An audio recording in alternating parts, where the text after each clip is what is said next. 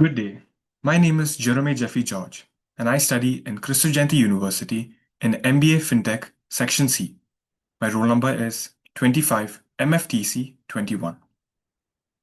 Today I'll be presenting a brief overview of the fundamental components of the computer systems, including its hardware, software, storage devices, internal CPU components, the input and output devices, and how IT plays a critical role in the modern business world. What is computer hardware? Hardware refers to the physical parts of the computer system, things that you can touch. This includes the monitor, keyboard, mouse, the motherboard, hard drive, and more. Hardware serves as the foundation that allows the software to function. Then we've got software. Software, on the other hand, is the set of instructions that tells hardware what to do. It includes the operating systems like Windows or Mac OS and applications like Microsoft Office, browsers, or design tools. Without the software, hardware is useless or just a box. The types of storage devices. Storage devices store data either temporarily or permanently.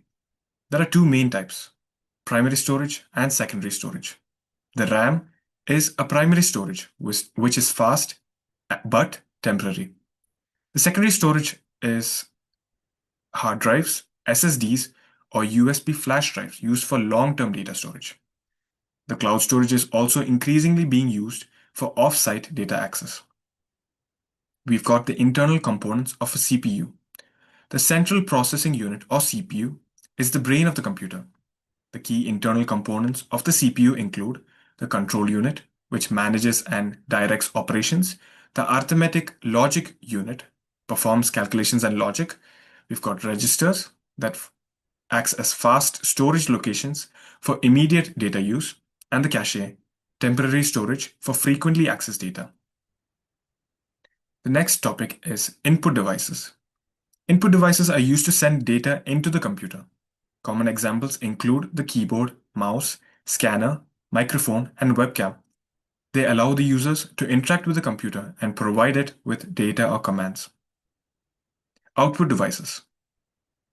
Output devices display or present the results of the computer's processes. These include the monitors, speakers, printers, and projectors. They turn the digital information into forms that we can understand, visual, audio, or printed. The role of IT in business. IT plays a vital role in the various aspects, enhancing communication through email, chat, and conferencing, improving productivity with software tools like Excel or CRM systems, data management and analysis for better decision making, e-commerce and online transactions, and also ensuring security through cybersecurity protocols. In short, IT is the backbone of the modern business.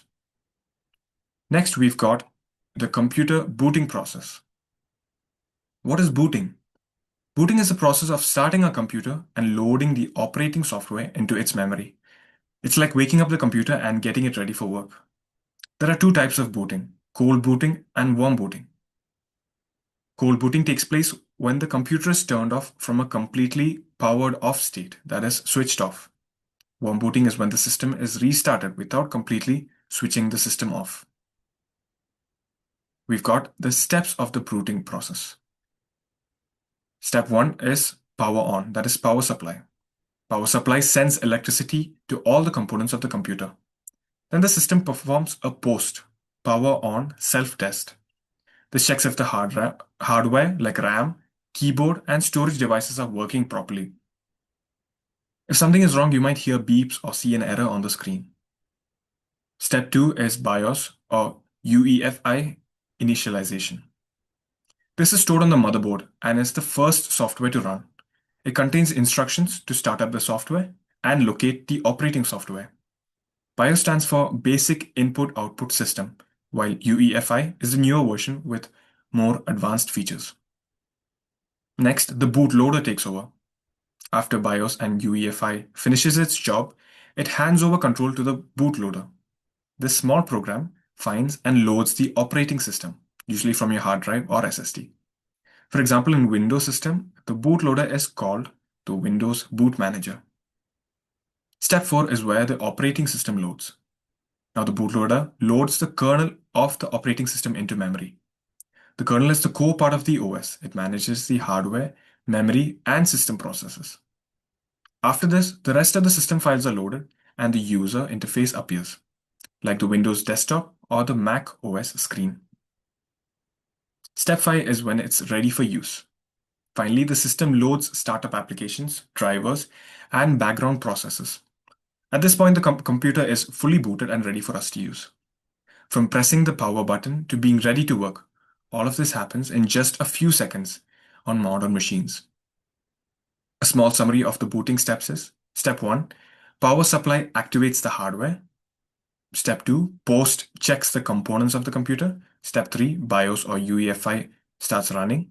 Step 4, bootloader is loaded, the operating system starts, and then the system is ready for use. Each step plays a vital role in bringing the computer to life. Thank you.